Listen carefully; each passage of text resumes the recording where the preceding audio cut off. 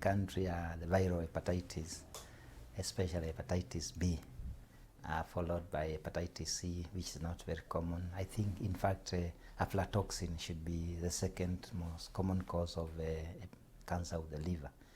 What does it exactly do in the body, the digestive system? When one takes the aflatoxin, it gets incorporated into the DNA, and then it forms complexes with the DNA, and then you get mutations. And I think it is selectively taken up by the liver, where it affects the liver enzyme systems and gets incorporated into the liver cells to form compounds, which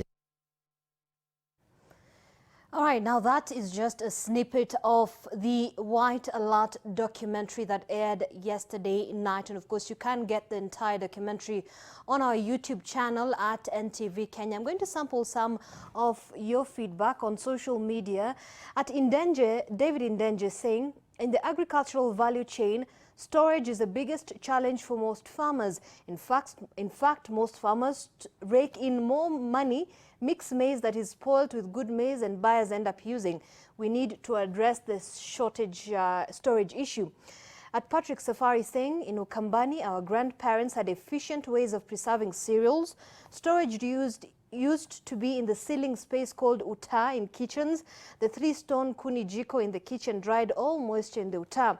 Sadly, these skills were lost in the name of westernization. Well, we're going to get more details from our experts on that. At Alpha saying something has to be done, someone has to be accountable, negligence is no defense, something has happened and something must be done. We also have here Patrick Safari saying most of the millers in the country don't even have a lab for testing aflatoxin. They don't even think it's important to test. So sad. Hashtag White Alert. You can continue sending us your feedback and comments on our Twitter handle at NTV Kenya, hashtag NTV Today at Zainab Ismail as well.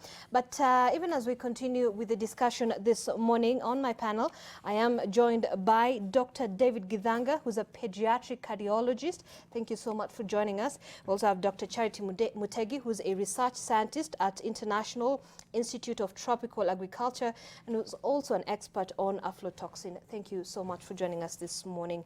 And of course, you have been very pivotal in bringing together this report by Dennis Okari, and of course giving your insights on the same. Maybe I'll start with you, Dr. Charity. What exactly, just for a layman who's out there and listening to this and probably don't really understand what aflatoxin is all about, what is aflatoxin and why should it be a concern for Kenyans? Okay, thank you, Zainab. So aflatoxins are basically natural poisons. Mm-hmm. That means they're not concocted in the lab. They're not man-made. Right. It is actually a poison that is produced by fungi. Mm-hmm. Yeah? And the particular fungi that produce the toxin are primarily what we call Aspergillus flavus, mm-hmm. and also Aspergillus parasiticus. But we do have other species that also produce mm-hmm. The toxin. Mm-hmm. Now, the poison is colorless. Right. You don't see it, you don't taste it, mm-hmm. and it's odorless. So it's not detectable? No, it is detectable, right. But not visually. You really have to go to the extent of testing. Right. So because there's a lot of confusion about the fungus mm-hmm. that produces the toxin and the toxin itself. Mm-hmm. So that needs to come out clearly. Mm-hmm. But let me also clarify for our general public, not all fungi are bad. Yeah? Not everything that is called a fungus is bad. Mm-hmm. We do use fungi in the pharmaceutical industry, for right. example, the penicilliums. Yeah? We use it in the food industry, mm-hmm. For beer making, for bread, in the fermentation process. Right. So they're not necessarily bad, but we do have bad ones mm-hmm. that cause disease. In fact, majority of the plant diseases that we have are actually resulting from different kinds of fungi. Right.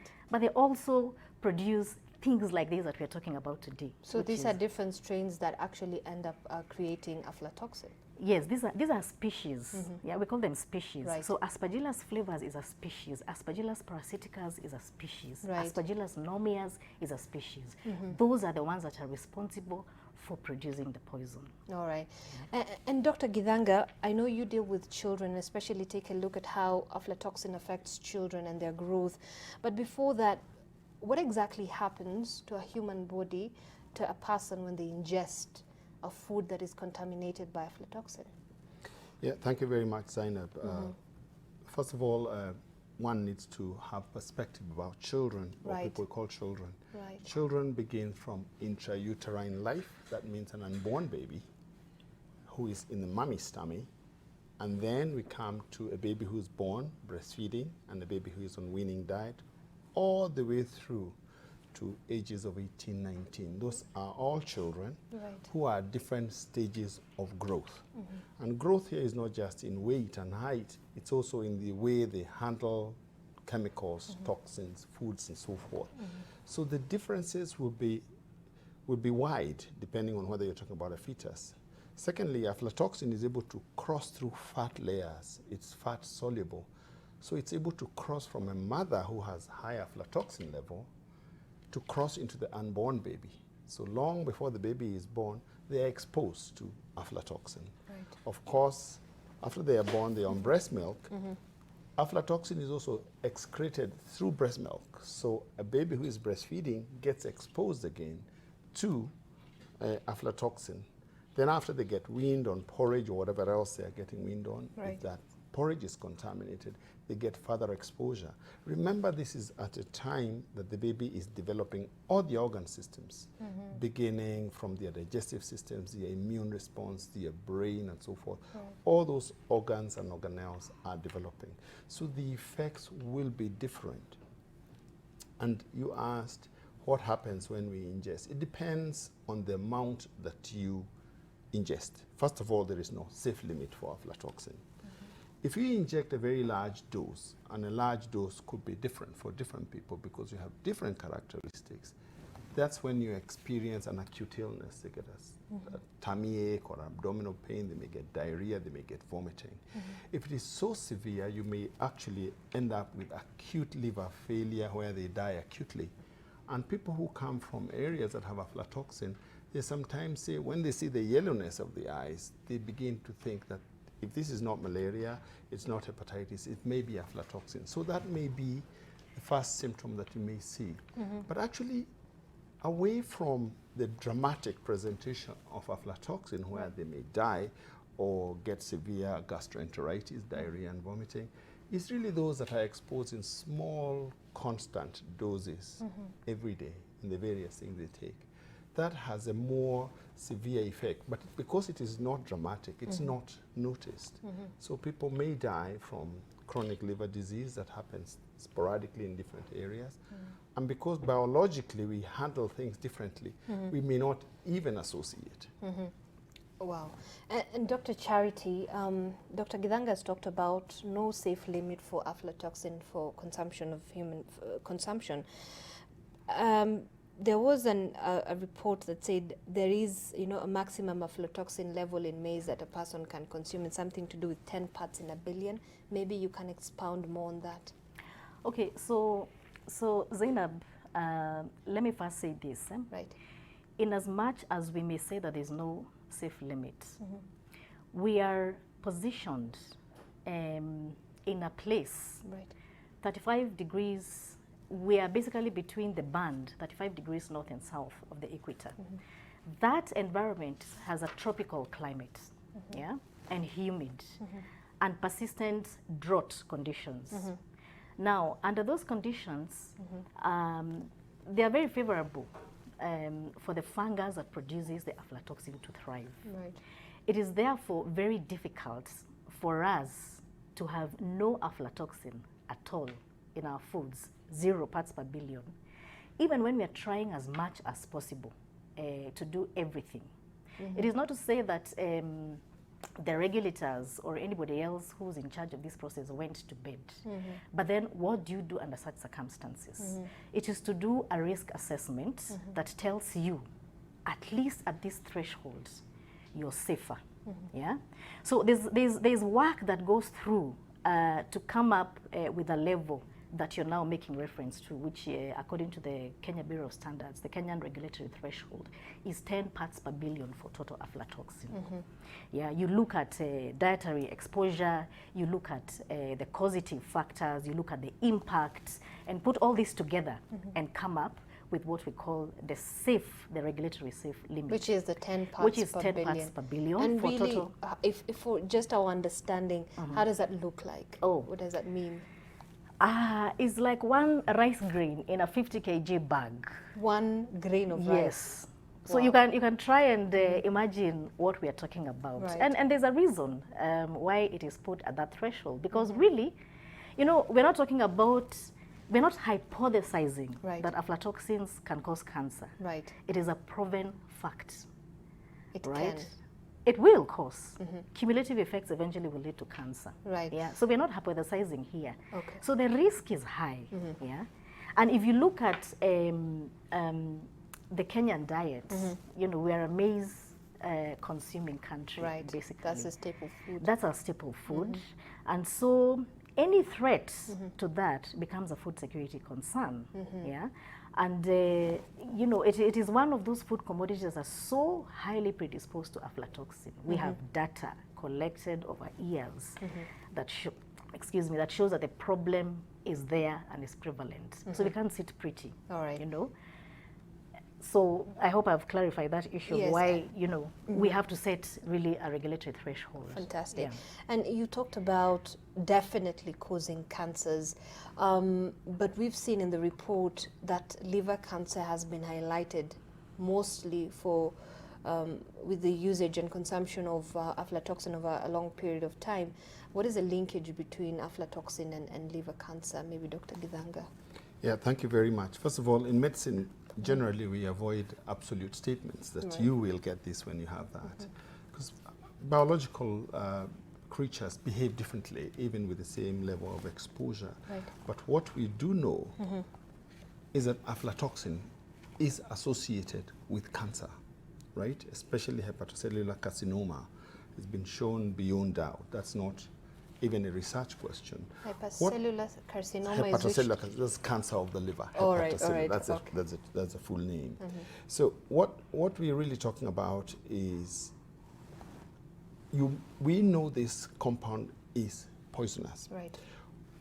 With the fungus that is ubiquitous, it exists in the environment, and Charity has just said, Right. within the environment in which we live, there's a lot of this Naturally. fungus. You cannot avoid it. So what's the minimum practical, economical way of minimizing the effects so that you run away from the acute chronic exposure? What we all run out for are the severe numbers that we get, the high numbers of aflatoxin.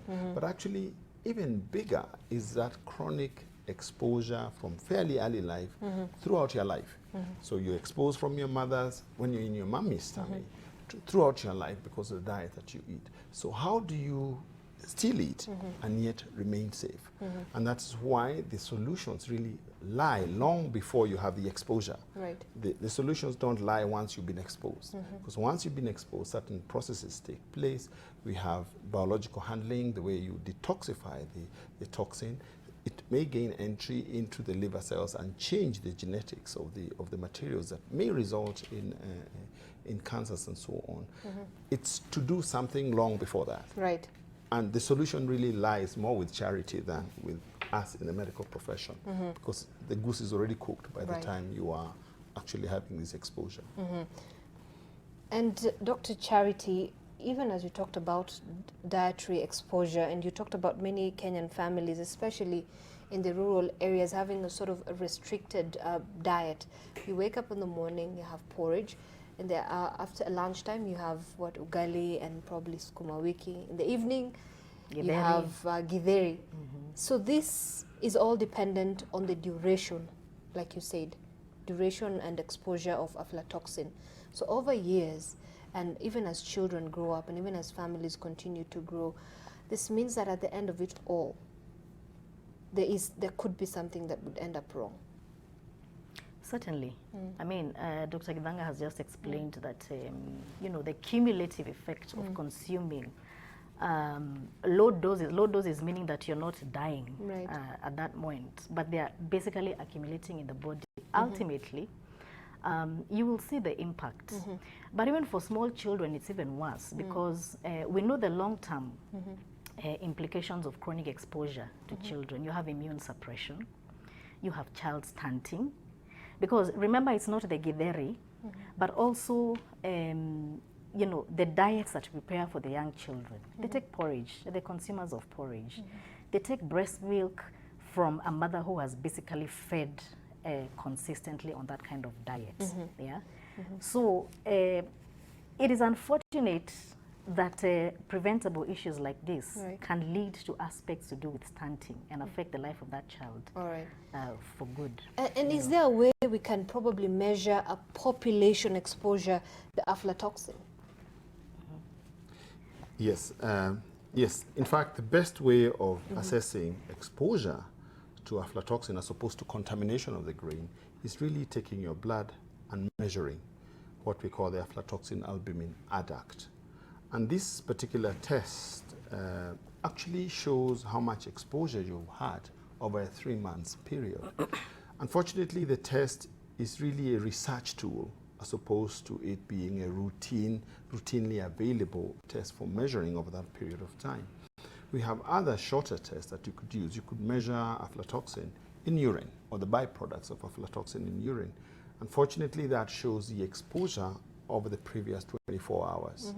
And what you really want to see in human behavior is what's happening to them over a period of time. Right. We can eat the same amount of ugali, but because aflatoxin is not necessarily concentrated in all of it, we may just get completely different exposure, eating the same amount of food. Right. We also handle it differently biologically. So we have the same quantity even of the aflatoxin. Right. Some people are able to detoxify it better than others. So the results may be different. So the tests are there. They are available in limited labs in the world. And it on its own, that particular way of testing, it's costly and also a hindrance to us making the diagnosis. So part of addressing these issues is to actually make some of these tests a little more available and a little cheaper so that clinicians can basically try and diagnose these issues a little earlier. Right, Dr. Githanga, and we'll definitely come and expound more on that. Dr. Charity, we've seen there, and a lot of people on social media talked about, I'm going to get my maize now from the posho mill. I'm not going to go and buy grade 1 from the supermarkets as well. Is the posho mill maize better than the one from, you know, the supermarkets?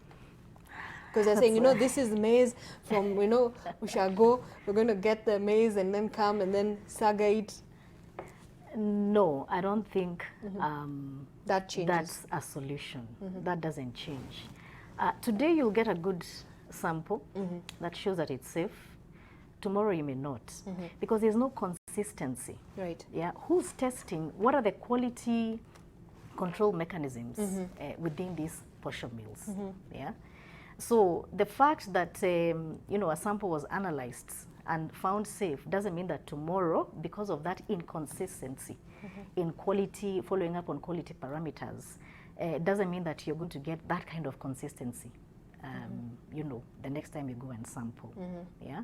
But let me talk about something also that is affecting us a lot. Now that you mentioned about posho mills vis-a-vis the manufacturers. The bulk of our maize in Kenya is actually transacted through the informal marketing structures. Yeah. Now that means you don't even have, they do not have the opportunity to get regulators, for example, looking and monitoring the way the maize is handled, the bulk of it. And I know there has been a lot of backlash, particularly on our regulators, but ask yourself, Zainab, our regulators are structured to work in a system that is structured and formal. Right. Okay? Now, you have the bulk of maize handlers operating through the informal structures. Some of them have no company registration. Today they are here, tomorrow they're not there. Yeah? How do you possibly expect the regulators to be able to monitor this group of people? It is difficult. They're also stretched. Right. And these are people who are so decentralized and all over in the country. Right. So, so you cannot really pinpoint where this maize is coming from. In that kind of setup, Right. how is it possible to tell? It could be from their produce. It could be that they bought from their neighbor. Right. It could be from anywhere. Who tests in that kind of environment? Right. And maybe we really need to think out of the box and ask ourselves, if the bulk of our maize and other grain commodities, even fresh fruits and vegetables, is being transacted through the informal sector, how do we bring them on board? So that is definitely the question. Of course, they lack what we call standard operating procedures as well. There are no, I mean, there are no SOPs, there are no quality management systems. Where are they? I mean, where are they really, Zainab? Today I can decide, okay, it will rain, so I'm not putting up my maize. How do you even expect the KEBS or whoever else or public health to be able to get these people consistent? They're not there. There's no formal structure. But yet, they're the people supplying the maize that you and me are eating. Right. Yeah. But also to come to the, you know, the structured systems, most of these companies, including the ones that we are seeing being referenced for the wrong reasons, they have very good SOPs. And they have HACCP, you know, the hazard analysis and critical control points for monitoring quality and looking at points where hazards can occur. They have quality management systems. But unfortunately, some of these are operational when they hear a hint that KEBS is on its way. Okay? Yeah. And when it's not there, there are good certificates and records that are kept in their offices. Right. The culture, the food safety culture must be developed in you and me. Right. It is not just procedural, because when it's procedural, people don't own it.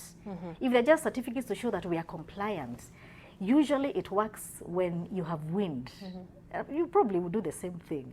When you have wind that the regulator is on their way. I wouldn't, but I believe that is the culture that we have in the country. So that again is one of the reasons, not the only reason, but one of the reasons you know, we are finding that some of these companies are falling in the wrong hands, including other reasons that I hope we shall get time definitely, to discuss. Dr. Charity.